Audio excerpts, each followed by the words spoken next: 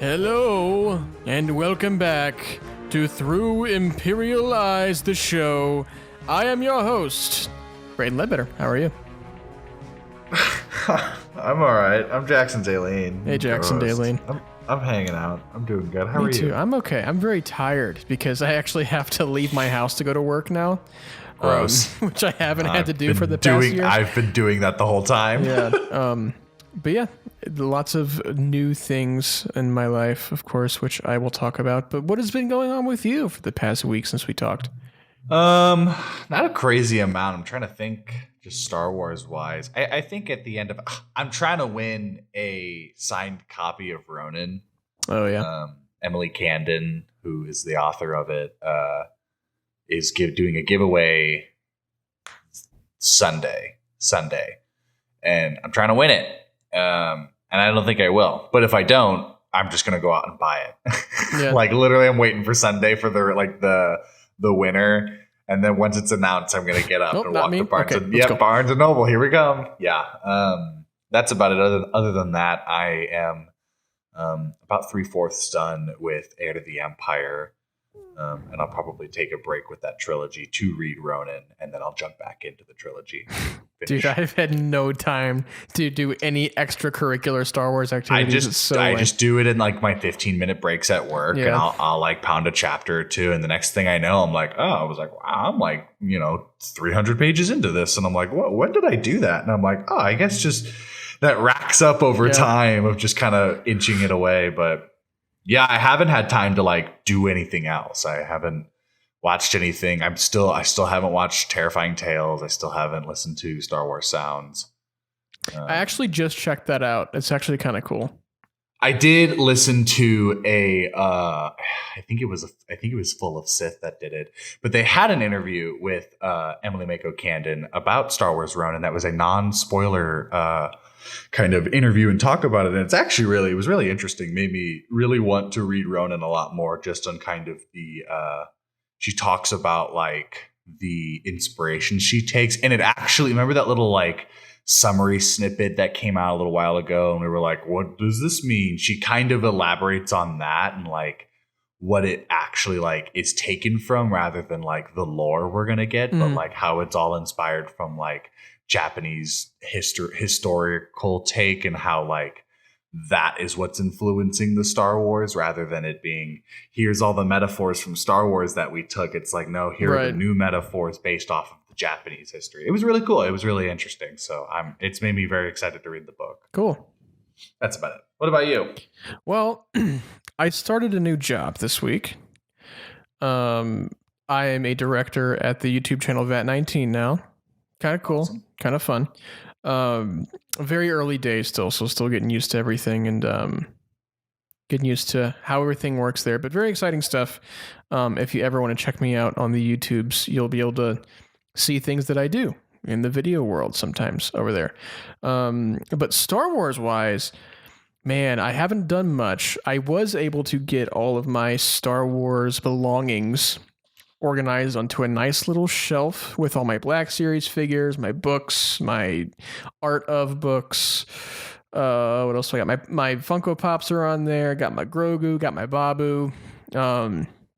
Got my goods on the shelf finally. Goods. It looks nice. I am jealous. I'm trying to get a bookshelf. It's like two shelves put together, but each shelf was only like $35 at Target, and it takes like 20 minutes to build them, so not bad. And then I also have, I know we only have audio listeners,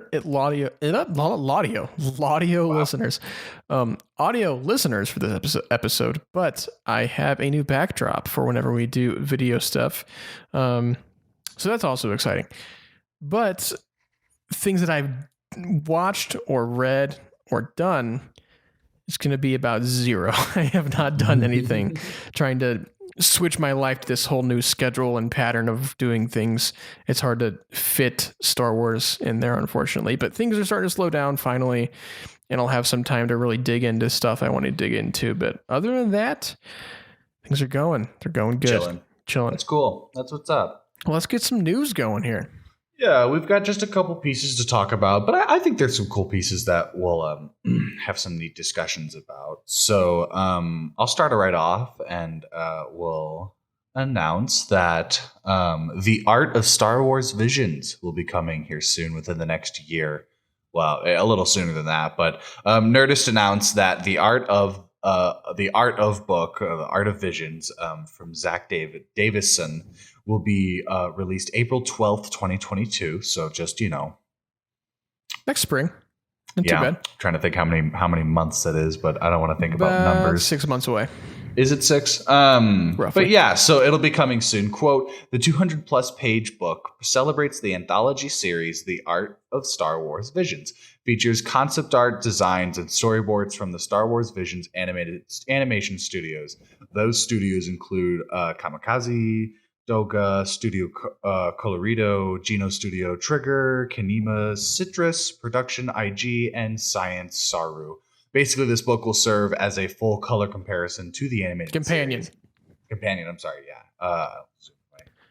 Companion to the animated series, and will be priced at $50, $49.99 technically. I have since followed all of the studios since Star Wars Visions have come out, and they've kind of been releasing these random stills and artwork that have kind of inspired them, and they're all very, very beautiful. So this book will I'm gonna jump on this. I've been looking for the Force Awakens art book too. I'm telling you, you gotta get the art. I'm trying to find books. it. You I'm gotta trying get to find the art it. of books. They're wonderful. Yeah. So this will be really cool. I will love to see this. I'm definitely picking this one up too to add to my collection. This will probably be the first one outside of the hope it comes trilogies. with posters, because I would love Star Wars Vision posters. Oh yeah, I totally forgot that I have. Speaking of posters, I still have my posters from my High Republic books that I haven't taken out or done anything with yet. So that's cool. I haven't done anything. I only have the Rising Storm, but I plan to get the rest. That Marchian poster is so sick. Yeah, it is cool. It is cool. But yeah, that's it kind of there. What art are you looking most forward to? I really want to see some more stuff from the Duel. The Ninth Jedi would be cool to see some concept stuff, because we'll get into a story about that in a little bit. And I just want to see like the early stages, if they have it, of Tatooine Rhapsody. I just love that little short so much. Yeah, Tatooine Rhapsody. I bet you will have some fun. Like, I bet you the art for like the pod racing stadium will be really neat and kind of cool about that. Yeah, I want some Village Bride art. Yeah, I want some Village Bride art. I think that'll be really cool. The settings of those and the styles. I think that'll be really pretty. So. Well, cool. What do we have? What do we have next? Up next, we had some Star Wars books get announced that we're getting here next year, and man, this is very exciting. We're getting a lot of really cool stories, and it kind of feeds to our theory of they're filling in a lot of the gaps of things that we kind of want to know about in literature and novels, which is super sick. So. StarWars.com obviously announced a round of new book titles that are all slated to release next year, and they're going to span the eras of prequels and the more unexplored territory between Return of the Jedi and the sequel trilogy and beyond, I hope. But here they are kind of in order with the author, also synopsis, and the release date.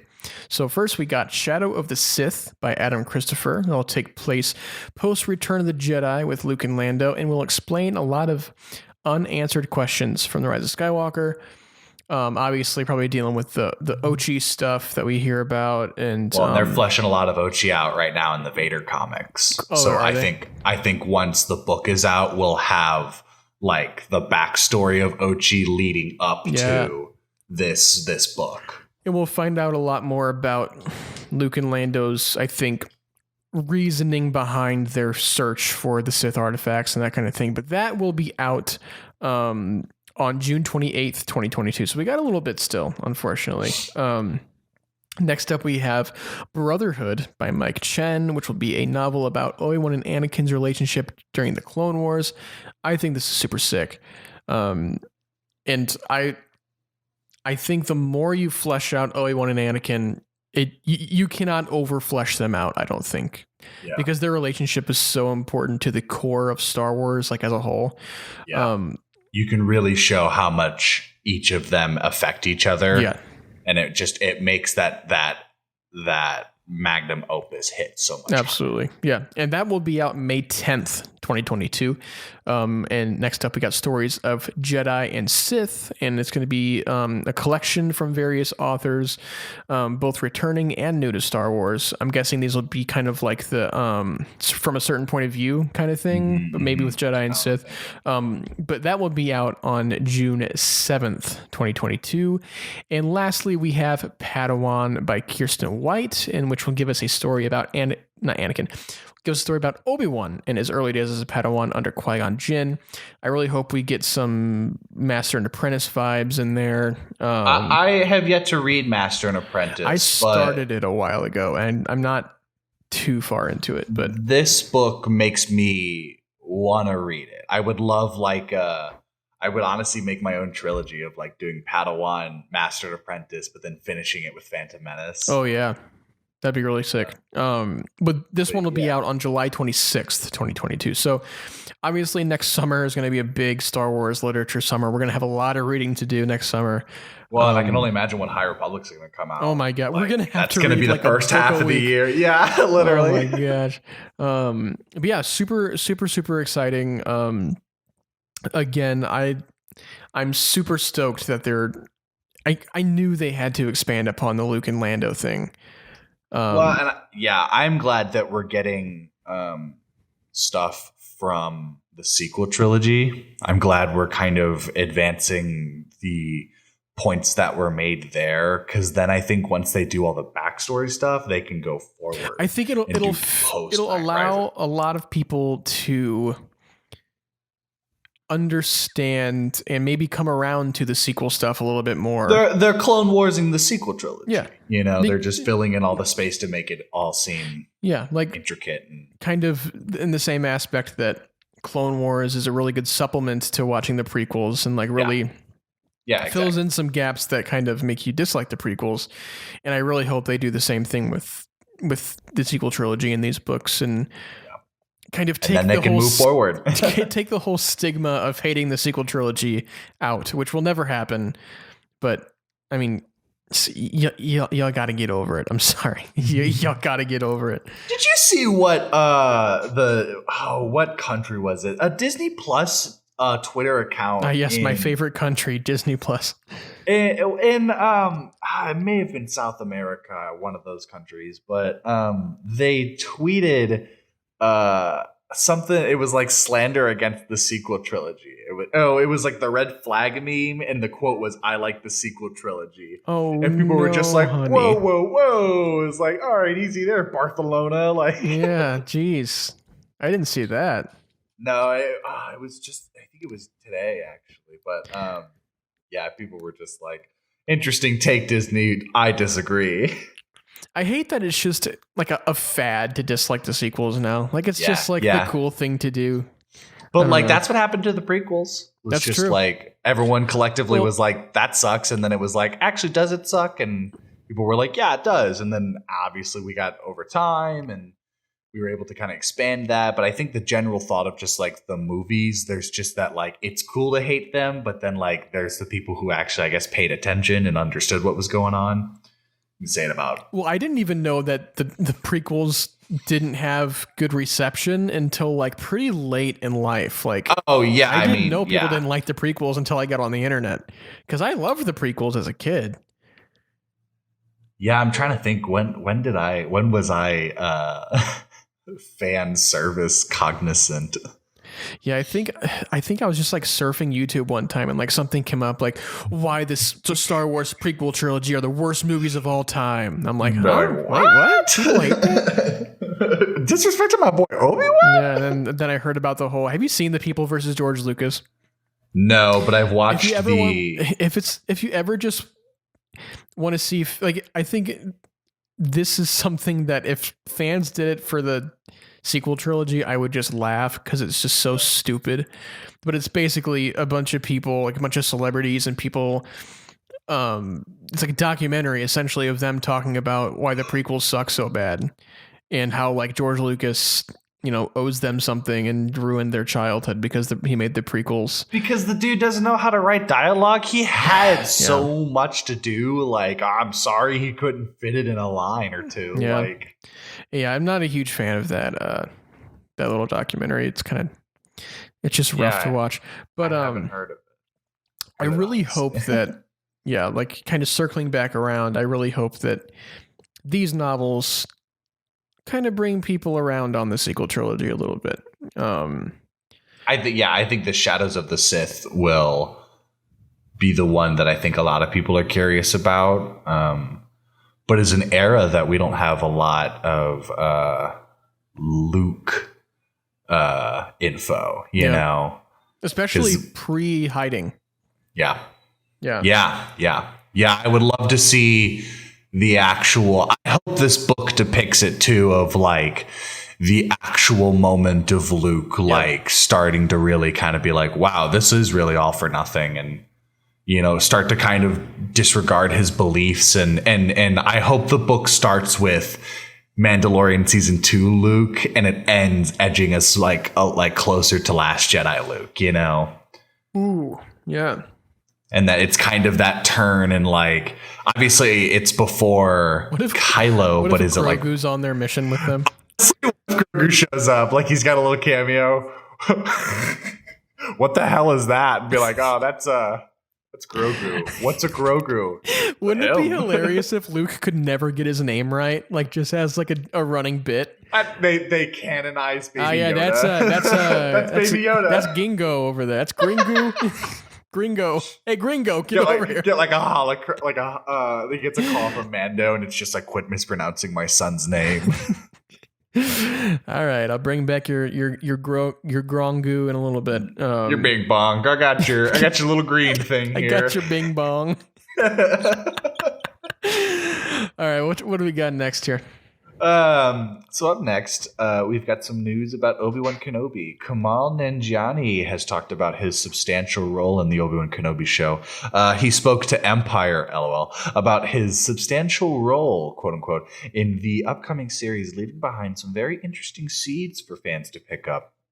Quote, my agents call me, and it was the whole group of them that never call you. And I was like, okay, this is either amazing news or really awful news. And they're like, they want you to play a part in Obi-Wan. And apparently it's substantial. So then I talked to director Deborah Chow, and we had a great conversation, and the character sounded awesome. I was so excited about this character.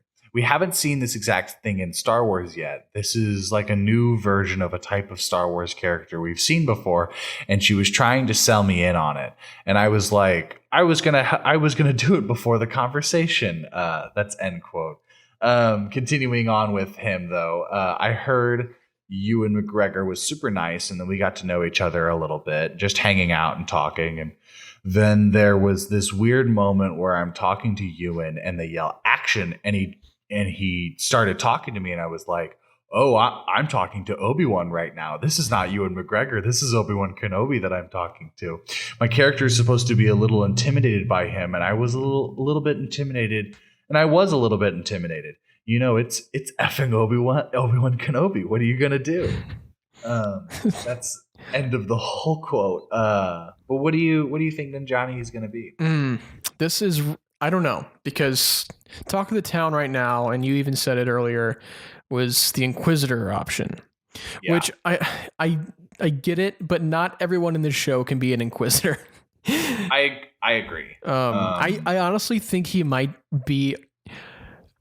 I think it'd be really hilarious and cool if he was like the Mos Eisley, like the cantina, like bartender droid. And he just that'd be funny. Him and like Obi-Wan don't really get along, and it's kind of. But like for some reason, he has like this vital piece of information or something like that. I think that would be really fun. I think the thing that takes me to the Inquisitor is the quote where he says, "We haven't seen this exact thing, but it's." That's why I'm wondering if it's just like a type of droid we've seen before, but it's done a different way. Yeah. But that could be. She was trying to sell me on it. That's where I was trying to look for the rest of the quote. Yeah, I wonder, is it something we've seen in Star Wars before, or is it something Deborah Chow made up? Like they're introducing some new things to us with this show. Yeah, he says it's like a new version of a type of Star Wars character. So I don't. That leads me to Inquisitor. That sounds like. But if he's talking about with Star Wars in general, it might not, because we've seen Inquisitors before. Maybe it's, I don't know. Maybe it's just a straight up new type of character that Deborah Chow is making up.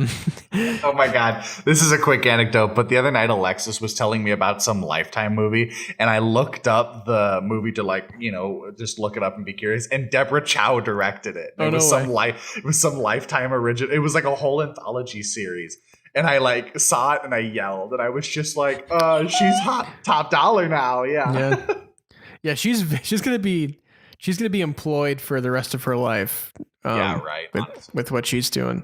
But yeah, I don't know. I don't have any good guesses. I don't think Inquisitor is a really good guess, because at this point, anytime someone says they're going to be a character, they're going to be Inquisitor. It's going to be an Inquisitor. Yeah, and then we can't have 16 Inquisitors walking around Kenobi. We just can't. He makes sense for an Inquisitor to me, though, because he's buff now, and I feel like his seriousness will be something that I also think he's going to be a droid. I just don't know if it'll be that easy to take him seriously in this. I guess we'll find out in the Eternals. Yeah, that's true. I mean, he still doesn't even have that serious of a role in Eternals. It's a main role, but he's not like a stoic, serious guy or anything. Yeah. So yeah, it'll be interesting to see. I just want to see some gosh darn footage from this. I know. I want a teaser. I want something. Give me something. I need some juice to fill me up. Juice. But anyway, what do we got for our last news story here? Short week. So finishing up, we have Kenji Kamiyama, who was the director of The Ninth Jedi from Star Wars Visions. This is the news we were talking about earlier. He's revealed that he has the entire story of The Ninth Jedi mapped out. So during an interview with Japanese site Oricon News, director Kenji Kamiyama from Production IG had a lot to say about the creative process behind the short. When the interview asked him about a possible continuation, Kamiyama said he'd love to have an opportunity to at least make a film out of it. Quote, "I'd love to have the chance to make a full-length feature out of this. I feel I have a complete story in place." End quote. While a movie would be cool, I think Ninth Jedi should be a show. Yeah. I think Ninth Jedi, even if it is like a mini series, I think you could flesh that out perfectly. 9 episodes. And easy. I think done. And obviously this probably was some type of pilot as just like a test in the water, see how people feel. all of Visions was some kind of pilot that they just were like, if they like it enough, they can expand with it. Yeah, and I think, especially with the reception of Visions, I think that they need to give these studios and filmmakers, if they have a story and if it's a good story, let them make it. Let them expand upon it, because there's some really good gems and Visions that if they were expanded upon, it would make the Star Wars universe super rich. Even if it's not canon, that's still super sick. Content. Yeah, it would just be. And that's kind of why I'm so excited about Ronin, the book, is just because it's just this new take on Star Wars. It's not this big reference of something. It's people's full inspiration from what Star Wars gave them. And there's no pressure to pull from things that came before, or figure out where in the timeline it's supposed to go. Connect the dots and reference everything. Exactly. It's just this is what inspired me and this is what I came from it. And it still holds that sense of Star Wars. And I love that. I absolutely love that. I think that's so creative. Yeah. Super, super exciting stuff. But cool. That is it. That is our show for this week. Very short news week. Okay, bye. But we know, obviously, the running theme here has been we put out an episode and then like that day or the day after, 17 big news stories break. I'm already seeing new stuff that comes out. Yeah. So we'll see how thick we are next week. We should just do an episode where we don't make a rundown. We just look at Twitter and just report what we see. Yeah. Well, cool. If you would like to follow us, speaking of Twitter, on the social medias, you can always find us on Instagram at Through Imperial Eyes Pod, Twitter at Imperial Eyes Pod, and YouTube, of course, Through Imperial Eyes Podcast. Jackson, where can they find you? You can find me on Twitter, as always, at QuacksonScaline. It's QUACKSON, and it's scaling like the triangle. And then you can follow my photography Instagram, which is at Deleen_photography. It's DALEEN_photography. Did you do your socials just now? No. I'm about to. Here we go. You did the podcast. As always, you can find me on the Instagrams at braydonleadbetter and on Twitter at braydathlon. And now you can find me on the VAT19 YouTube channel eventually. Go to it right now. And then also, as always, if you want to see what I'm watching, see what I'm reviewing, you can always do that on Letterboxd at bleadbetter. And you can check me out there. And don't forget to leave that rating and review on Apple Podcasts. It really, really helps out the show. And if you don't have a podcast, take a walk, take a hike. Just subscribe. Do whatever you can to interact with our podcast. It really helps us out, and it lets us know that, hey, I like what you're doing. Keep doing what you're doing. We'll be back next week, of course, with some more Star Wars news.